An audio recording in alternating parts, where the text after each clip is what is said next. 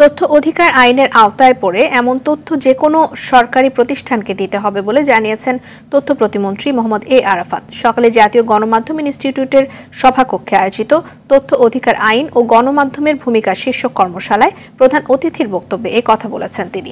এ সময় তিনি আরও বলেন, তথ্যের মধ্যে প্রবেশাধিকার থাকতে হবে। তথ্যের জন্য গণমাধ্যমের পক্ষে তিনি নিজেই নেগোসিয়েট করবেন বলেও জানান। আর এ সময় প্রধান তথ্য কমিশনার ডক্টর আব্দুল মালিক এবং জাতীয় গণমাধ্যম ইনস্টিটিউটের অতিরিক্ত মহাপরিচালক সুফি জাকির সহ অন্যান্যরা উপস্থিত ছিলেন।